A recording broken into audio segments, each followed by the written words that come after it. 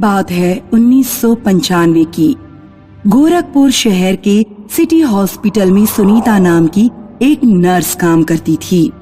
एक रात वो हॉस्पिटल में होती है और उसकी नाइट ड्यूटी लग जाती है। वे अपने पति हेमंत को फोन करती है। हेमंत, आज मेरी नाइट ड्यूटी लगी है, मैं आज हॉस्पिटल में ही रहूंगी, खाना खा लेना और आराम से सो जाना। ठीक है सुनीता, तुम भी अपना ख्याल रखना। सुनीता फोन रखती है और देखती है कि एक इमरजेंसी केस आया है और मरीज की हालत बहुत ही खराब है। डॉक्टर महेश उस पेशेंट को आईसीयू में ले जाते हैं। सुनीता भी उनके साथ जाती है। पेशेंट की हालत बहुत ही ज्यादा खराब है सुनीता, हम बचा नहीं पाएंगे। महेश कोशिश करते हैं लेकिन उस पेशेंट को बचा नहीं पाते। इनके घर वालों को इन्फॉर्म कर दो सुनीता। जी डॉक्टर। महेश और सुनीता आईसीयू से चले जाते हैं। आत्मा लाश को देखकर हंस रही होती है।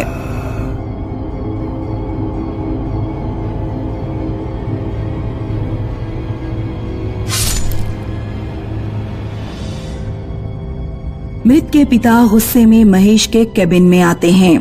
आप लोग हॉस्पिटल के नाम पर ऐसा अपराध कर रहे हैं, शर्म नहीं आती? अरे अरे, ये आप लोग क्या कह रहे हैं? हमारे बेटे का कार एक्सीडेंट हुआ और आप लोगों ने कहा कि आप उसे बचा नहीं पाए, लेकिन सच तो ये है कि आप लोगों ने ही मेरे बेटे को मारा है, उसकी दोनों किडनी निकालने के लिए। ये आप क्या कह रहे हैं? महेश और सुनीता लाश के पास आते हैं और देखते हैं कि दोनों किडनी निकली हुई हैं। महेश बुरी तरह से डर जाता है। मैं इस हॉस्पिटल के खिलाफ सख्त कार्रवाई करूंगा। आत्मा उन्हें देखकर हंस रही है। अब इस हॉस्पिटल की शुरू होगी बर्बादी। हॉस्पिटल में किडनी चुराने के केसेस बढ़ने लगते हैं। इन घटनाओं के कारण हॉस्पिटल का नाम खराब हो रहा होता है। अखबारों में खबरें छप रही होती हैं। एक रात महेश अपने कैबिन में बैठा है, तभी वहाँ सुनीता आती है। क्या हुआ डॉक्टर, आप बहुत ज्यादा परेशान लग रहे हैं। वो वापस आ गई है सुनीता, कामिनी ही है, वो मैं जानता हूँ, उसी ने किया है ये सब। कामिनी कौन? तुमने 1 महीने पहले ही ज्वाइन किया है ना। तुमसे पहले मुझे कामिनी असिस्ट करती थी। वो एक होशियार नर्स थी, लेकिन वो एक मोहित नाम के लड़के से प्यार करती थी, जिसका हॉस्पिटल में बहुत आना जाना था। मोहित ने प्लान बनाया कि क्यों ना वो किडनी की तस्करी करे। प्यार में कामिनी सही गलत भी भूल गई और मोहित के कहने पर किडनी की तस्करी करने लगी। एक दिन उसका ये सच सामने आ गया। मोहित और उसकी सारी गैंग को गिरफ्तार कर लिया, लेकिन कामिनी किसी तरह से भाग गई और सुनने में आया कि उसने आत्महत्या कर ली। महेश सुनीता को कामिनी के बारे में बता ही रहा होता है कि कामिनी उसके सामने आ जाती है। क्यों डॉक्टर, मेरे बारे में बता रहे थे इसे? हाँ? महेश और सुनीता डर जाते हैं। तुम सबकी वजह से मुझसे मेरा प्यार छीन गया। मैं इस हॉस्पिटल को बर्बाद कर दूंगी, तुम सबको बर्बाद कर दूंगी। जो कुछ भी हुआ उसमें तुम्हारी गलती है। तुमने किडनी बेचने का अपराध किया, जिसकी सजा तुम्हें मिली। कामिनी को इस बात पर गुस्सा आ जाता है और वो महेश को जोर से चांटा मारती है और उसके सिर से खून बहने लगता है।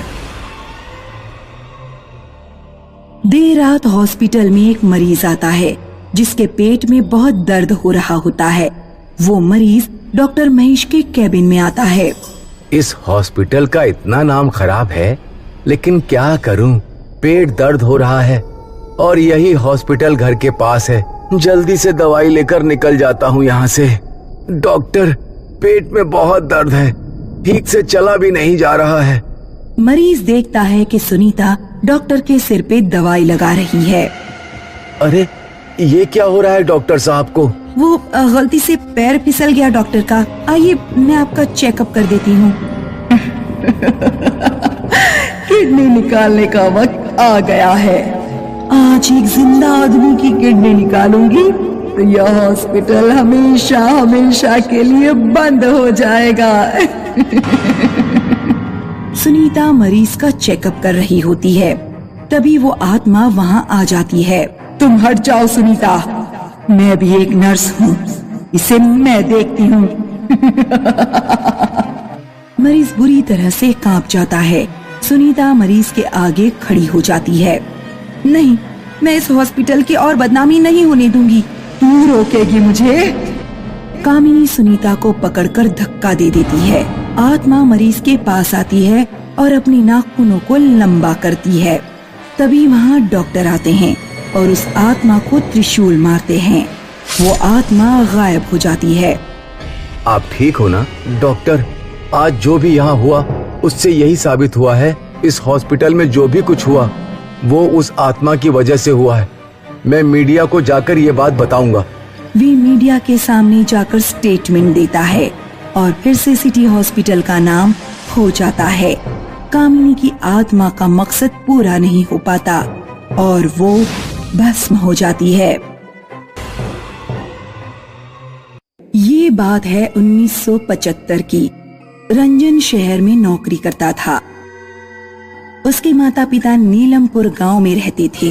उसके कुछ ही दिनों पहले प्रिया नाम की लड़की से शादी हो जाती है और वे शहर चला आता है। एक दिन वो देर रात अपने ऑफिस से रूम पर लौट रहा था। आज तो बड़ा ही लेट हो गया। जब घर में प्रिया आ जाएगी तो ये सब देर रात तक पार्टी करना भी बंद हो जाएगा। थोड़ी ही दूर से अंधेरी रात में उसे एक साया देख रहा होता है। रंजन और तेज चलने लगता है। कुछ दूर चलने पर एक काली बिल्ली उसका रास्ता काट देती है। ये बिल्ली कहाँ से आ गई? उस बिल्ली की आंखें चमकने लगती हैं और वो रंजन का पीछा करने लगती है। रंजन जैसे ही पीछे मुड़कर देखता है, बिल्ली गायब हो जाती है। अरे अभी तो यही थी। पता नहीं क्या हो रहा है आज मेरे साथ। रंजन जैसे ही आगे मुड़ता है, बिल्ली एक बहुत ही खूबसूरत महिला का भेष धारण कर लेती है। रंजन उसकी खूबसूरती देखता ही रह जाता है। कौन है आप?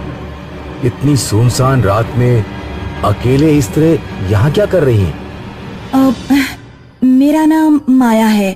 मैं इस शहर में नई हूँ। आप मेरी मदद कीजिए ना प्लीज। कितनी सुंदर है ये। इतनी खूबसूरत लड़की तो मैंने आज तक नहीं देखी। माया अपनी खूबसूरती से रंजन का मन जीत लेती है। वो उससे कहता है, क्या मदद चाहिए आपको? अगर मुझे रहने के लिए जगह मिल जाती तो बहुत मेहरबानी होती है आपकी। अरे हाँ जी, ये भी कोई पूछने की बात है? ये तो मेरा फर्ज है। आप चलिए, आपको मैं सुरक्षित जगह ले चलता हूँ। घबराने की बात नहीं है बिल्कुल भी। धन्यवाद। आपकी पत्नी को तो कोई दिक्कत नहीं होगी ना? नहीं नहीं, मेरी तो अभी शादी ही नहीं हुई है। माया को रंजन उसके घर ले चलता है। रंजन की नजर माया से हट ही नहीं रही होती है। वो बात शुरू करता है, तो आप इस शहर में किस कारण से आई हैं? मैं हरिपुर गांव में रहती थी। आज से 1 साल पहले मुझे एक लड़के से प्यार हुआ जिसका नाम था रोहन। वो इसी शहर का है। उसने मुझसे कहा कि वो मुझसे शादी करने जरूर आएगा, लेकिन वो नहीं आया और मैं इंतजार करती ही रह गई। कुछ ही दिन बाद मुझे पता चला कि वो मुझे धोखा दे रहा था। उसने किसी और के साथ शादी कर भी ली थी। मैं ये बर्दाश्त नहीं कर पाई और इस शहर में उसे ढूंढने आ गई। मुझे ये जानकर बेहद दुख हुआ। आप चिंता मत कीजिए, सब ठीक हो जाएगा। वो दोनों घर आ जाते हैं। रंजन दरवाजा बंद करता है और माया को देखता है। वो बेहद खूबसूरत लग रही होती है। आप सच में बहुत खूबसूरत है माया जी। लेकिन आप कितने बड़े झूठे हैं रंजन जी। ये आप क्या कह रही हैं माया? आपने झूठ बोला कि आप शादीशुदा नहीं हो। ये तुम क्या कह रही हो? तुम सारे मर्द एक जैसे ही होते हो। रोहन ने मुझे धोखा दिया तो जानते हो मैंने क्या किया? आत्महत्या। और फिर उसे मैंने मार डाला और मैं हर उस मर्द को मार डालूंगी जो धोखा देता है। रंजन ये सुनकर घबरा जाता है। कौन हो तुम? निकलो मेरे घर से। माया पीछे देखती है और उसका खूबसूरत चेहरा एक भयानक रूप ले लेता है। उसकी आंखें लाल हैं, दांत नुकीले हैं, बाल बिखरे हुए हैं। वे गुस्से से रंजन को देख रही है। रंजन उसे देखकर भागने की कोशिश करता है, लेकिन माया दरवाजे पर अपनी आंखों से करंट की लहर बना देती है और रंजन जैसे ही दरवाजा छूता है उसे तेज झटका लगता है और वो जमीन पर गिर पड़ता है। कहाँ भागेगा धोखेबाज, मुझसे बचकर। मेरी खूबसूरती को देखकर मुझे अपने घर लाया था ना, अब मेरा कहर देख। कमरे का माहौल पूरा बदल जाता है, हर तरफ अंधेरा हो जाता है। रंजन बुरी तरह से घबरा जाता है। मुझे माफ कर दो, मैं आगे से ऐसा कुछ नहीं करूँगा, मुझे जाने दो। मैं तेरे जैसों पर बिल्कुल भरोसा नहीं करती, तुझे तो मरना ही होगा। माया रंजन की गर्दन पर अपने नुकीले दांत गाड़ देती है और रंजन दर्द से तड़पने लगता है और लहूलुहान हो